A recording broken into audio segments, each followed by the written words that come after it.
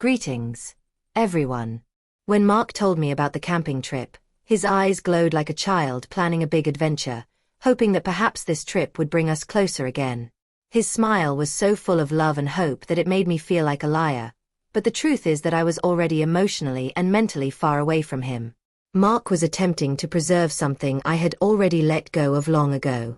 We had experienced a lot together over the years, with the kids growing up and work taking up more of our time.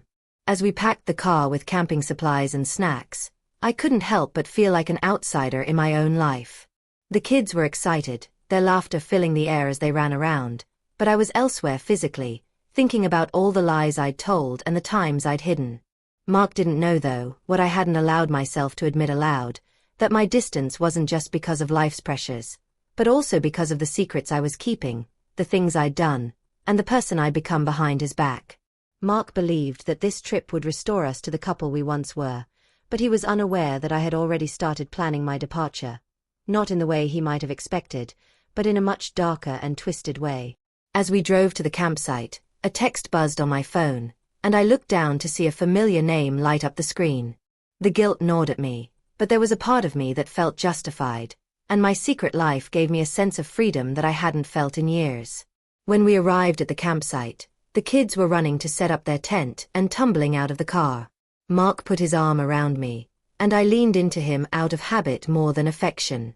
I wanted to feel something, but all I felt was a numbness that had set in months earlier. Somebody who knew about the life I was hiding from Mark, someone who was involved in ways Mark could never imagine. I knew then that this trip wasn't going to be a simple getaway for us, but rather the beginning of the end. After setting up the tents and starting the fire, I excused myself to go for a walk because I needed some air. I told Mark that I needed a moment to clear my head, but in reality, I needed to be alone away from the weight of his love and the pressure to be the person he believed me to be. I wandered through the woods, the darkness closing in around me, my mind racing, wondering if I could continue living this double life. The routine of our lives had suffocated me, and I had found ways to escape, even if it meant betraying the man who loved me. Guilt was there, but it was overshadowed by something else, something dangerous, and a need for the excitement of what I was doing. As I turned to head back to camp, I saw Mark watching me from a few feet away. The moonlight was covering his face, but I could see something in his eyes that made me uneasy. I forced a smile and we walked silently back to the fire where the children were waiting, laughing, unaware of the storm that was building between there. I sat by the fire with Mark that night after the kids had gone to bed, and he talked about work, the kids, and how he hoped this trip would be a fresh start for us. I nodded, smiled, and pretended to listen, but my thoughts were elsewhere because the texts I had been receiving all day were from someone who knew things about me. Mark could never know things I didn't want him to know, so I had to decide whether to keep living this life, lying to him and pretending we could fix what's broken, or to face the truth, no matter how ugly it is. I thought about showing it to Mark, but something stopped me. Perhaps it was because the cave symbolized everything I was keeping from him.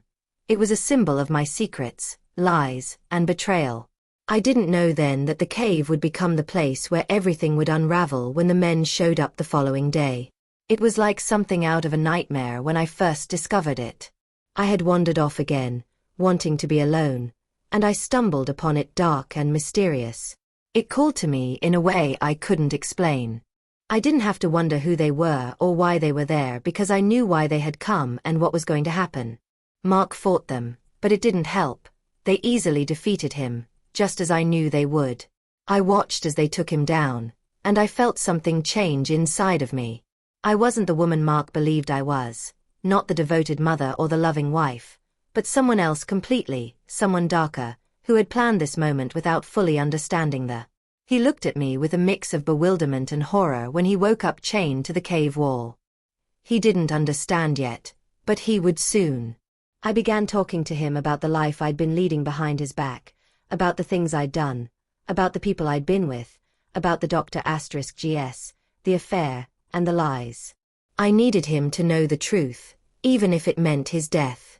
As I spoke, I could see the light in his eyes dimming, the realization striking him like a punch to the stomach he didn't recognize. Mark's screams reverberated off the cave walls, a raw, guttural sound filled with disbelief and terror. The men had their hands on me, dragging me down to the cold ground, but it wasn't the violence that broke him. Rather, it was the realization of the brutal truth of what I was about to tell him. I looked into his eyes, wide with agony, but still looking for some explanation for it. I didn't blame him because I wasn't that woman anymore. I had changed into something else, something darker, and the worst part was that I didn't even care anymore. I watched him struggle with the chains digging deeper into his wrists as he tried to pull free, his voice cracking as he begged Linda, "Please, please, don't do this, don't let them." I cut him off, my voice colder than I ever imagined it could be. These men, they're not just strangers. His brow furrowed, confusion mingling with the horror already etched on his face. Something that made sense. He still believed he could save me, save us, and perhaps that was the cruelest part of it all. I said flatly, "They're my lovers," and each word landed like a punch to Mark's gut. His body went motionless as my words took hold, as if the shock of what I had just said had short-circuited his brain. His lips moved, but no sound came out, and then he shook his head slowly, like a man waking from a nightmare from which he couldn't escape. "No, that can't be true, you're lying." His voice was barely a whisper, the denial thick in his. "I'm not who you think I am," I said in a steady, cold tone. "I haven't been with him in a long time."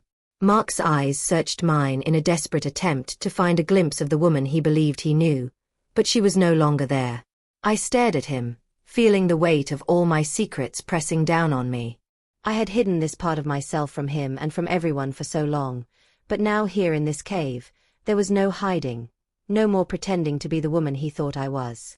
I kept raising my voice because I felt the need to finally say it aloud in order to let go of the weight of my betrayal. "These men are not just my lovers. They are junkies, Dr*G addicts, and I'm no better." He blinked, opening and closing his mouth as though he couldn't believe what he was hearing. "What are you talking about? And what does that have to do with anything?" I let out a bitter laugh, but it wasn't funny at all. "I used to deal Dr*Gs years ago before we met, before the kids, and that was my life. I was a dealer running with people like them, so it was ironic that it all came to me like a slap in the face. You think you know me, but you never did." I stepped closer to him, feeling the cold seeping through my skin, but it didn't matter anymore.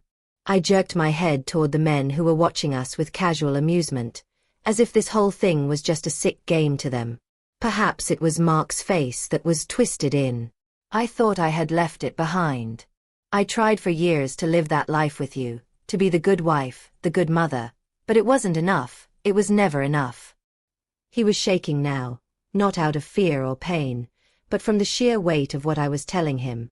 "What are you saying, that you want to return to that life, the Cugs that you left behind?" His mouth was hanging open as if he couldn't find the word. No, that's not you. You left all that behind.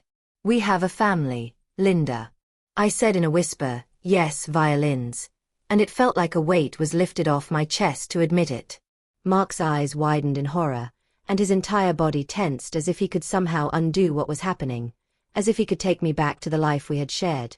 But there was no turning back now, Linda.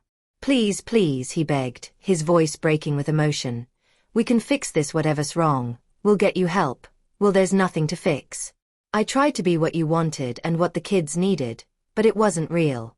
Tears filled his eyes, and for a moment, I felt something stir inside of me, like pity, or maybe it was just the last bit of humanity I had left. But it wasn't enough to stop me, it wasn't enough to undo the choices I had made. "I can't be that person anymore," I said in a soft, now almost regretful voice. "I need more. I need the rush, the freedom they give me that these." I saw Mark's face twisted with agony, a deep, soul-crushing agony that I knew I had caused Linda. "Please don't do this. Don't throw everything away." I looked at him, and for a split second, I wished I could go back to the simple time when I thought I could live the life we had created together, but that moment passed as fast as it came. "I'm going back to the life I was always going to live," I said, taking a step back as the men surrounded me. When he finally realized that there was nothing left to save the Linda he had loved and the woman he had married was gone, one of the men reached for me and pulled me into his arms with a roughness that Mark couldn't bear to witness. His face crumpled, and he felt hope drain from his eyes. He couldn't look at the scene playing out in front of him. as if turning away would somehow make it better.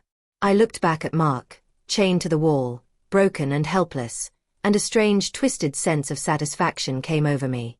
This was who I was now, a woman free from the lies and the constraints of the life I had pretended to live.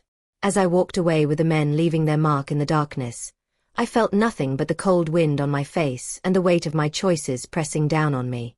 I don't know how Mark managed. I heard the chain snap and the clinking of metal against stone as his body surged forward, and then he was on them.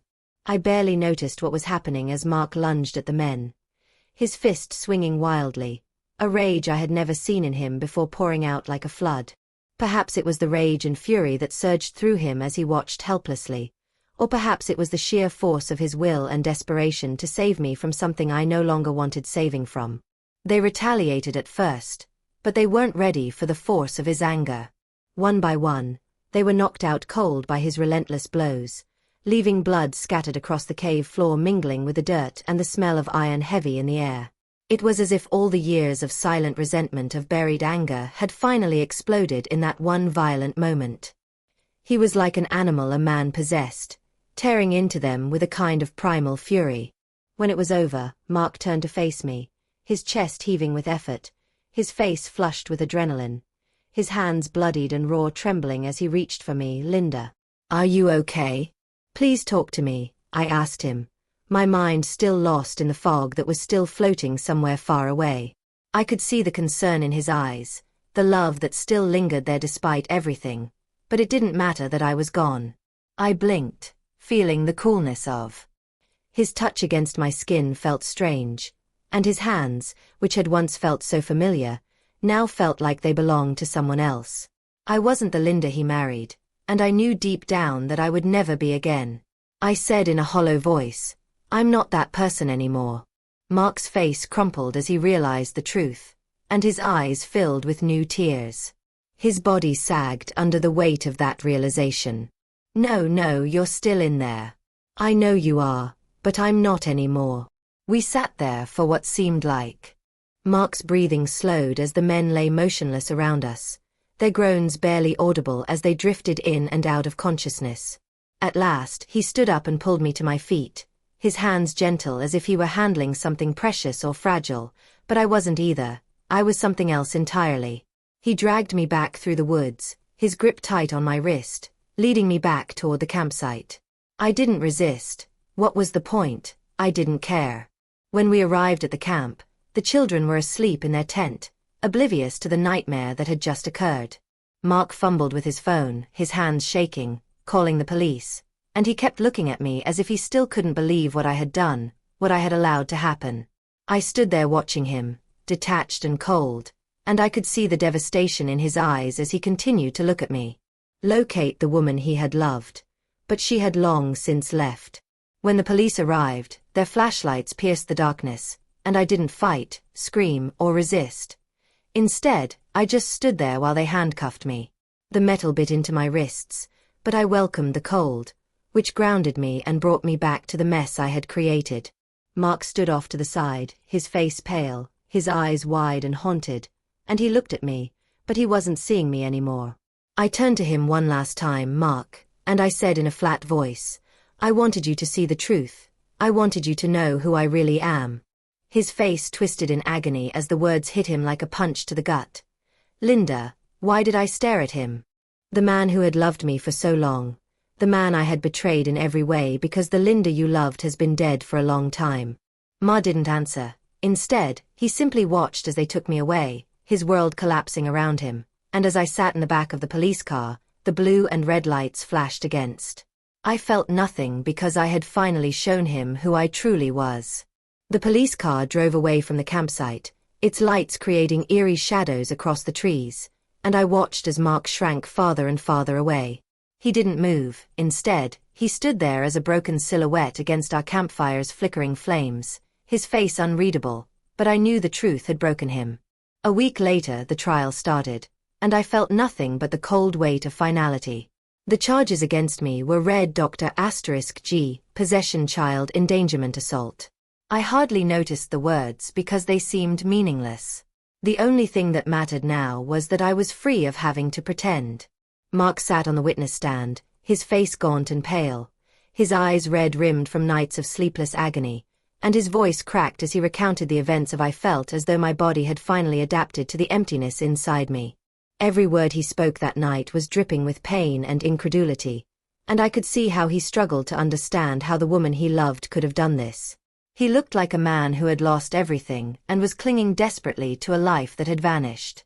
Furthermore, when he spoke about me and the person he believed me to be, it felt as though he was speaking about someone else entirely. Linda. I don't know what happened, she was always a good. The woman he described was a stranger to me, a ghost of someone who had passed away long before that night in the cave. The Linda he knew had been gone for years, replaced by the person sitting in that courtroom watching her life unravel without blinking. The children sat in the gallery, their tear-streaked faces haunting me more than anything else. Mother, you're a good wife. I don't understand. I stared at him while listening to the fragments of his testimony. The trial went on, but it was a blur, as if time had lost all meaning. They didn't understand how they could still believe in the mother who had packed their lunches, kissed them goodnight, and pretended to care, but that mother had been a lie. Now they were left with the wreckage of who I truly was, and I couldn't meet their eyes.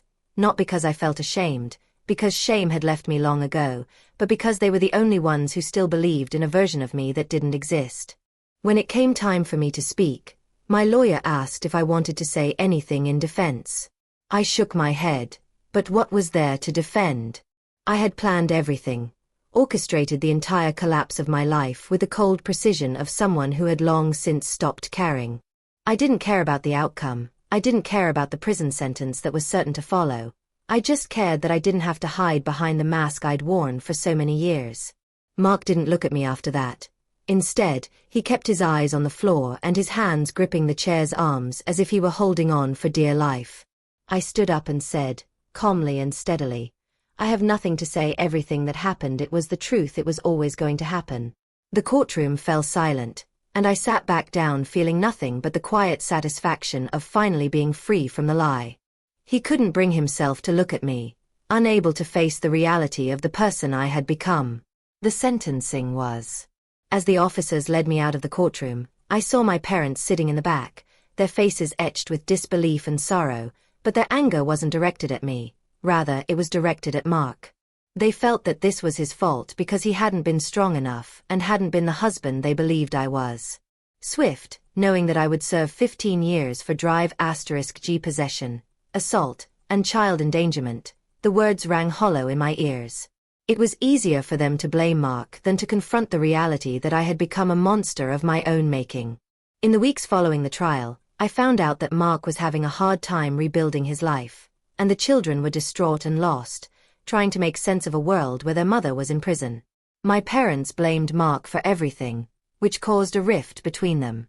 They deserved it, but they couldn't accept that their daughter had changed into someone unrecognizable who had betrayed everything they held dear.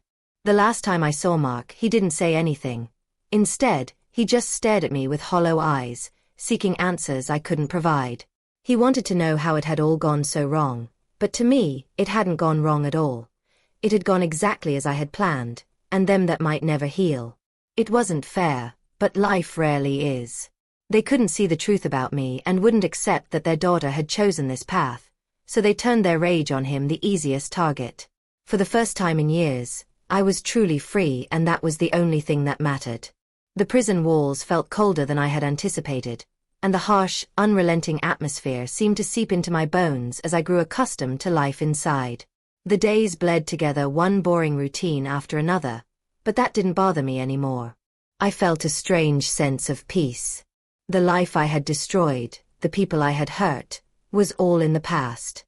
After everything, it wasn't the clanging of cell doors or the incessant chatter of other prisoners that kept me up at night. Rather, it was the fallout from what I had done to Mark, the children, and my parents, who were still trying to piece together the life I had destroyed. Mark never paid me a visit, even though I didn't expect him to, and in his eyes, I had turned into a stranger wearing his wife's face. I had destroyed him physically, emotionally, and spiritually. From what little news I had taken the man he had been and reduced him to something smaller and broken, and for the children, they were the true victims. I hadn't fully realized it at the time, but now the weight of what I had done to them pressed down on me every single day. They were lost and confused, trying to figure out how the mother they had trusted was able to support them. I had heard that he was barely holding himself together, throwing himself into his work, but not in any meaningful way, just as a way to survive. I knew the truth that the woman was dead, but I had lead her the moment I gave into the life I had once promised to leave behind, the moment I decided that the thrill and the lies of my old life were more important than the people I claimed to love. I heard that my parents had cut off all contact with Mark, blaming him for the death of the woman I claimed to love. It was easier to blame him because he was still there and they could still reach him, but I was behind bars and out of sight and out of reach. They couldn't face the truth about who I had become, so they took their anger out on the only person they could still see. They couldn't accept that their ideal daughter, the one who had smiled in family photos and done well in school, had turned into a dealer, a betrayer, and a criminal. Complete truth. Did he ever sit them down and tell them about Dr. GS's addiction the way I had? Or did he let them keep thinking that it was his fault that he hadn't been good enough for me? Either way, it didn't matter. The damage was done.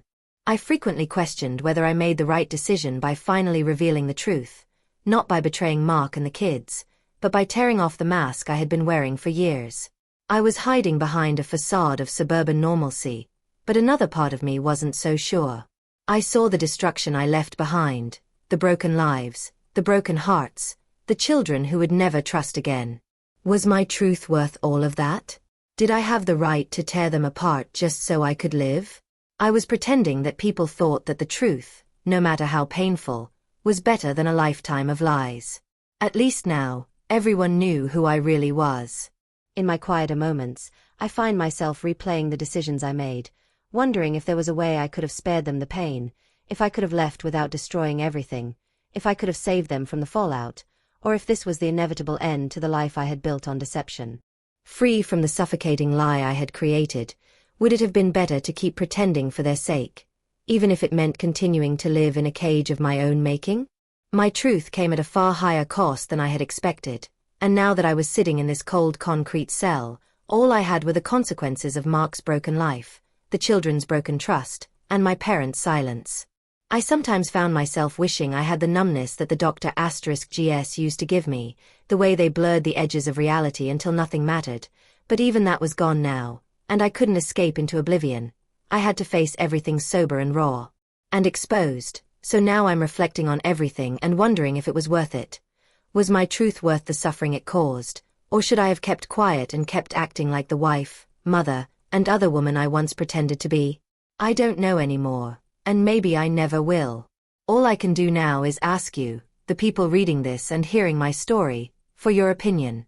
Did I make the right decision by allowing the lies to continue and keeping the truth hidden for the sake of my family? Or was it better to tear everything down and reveal who I truly was? What would you have done if it meant losing everything?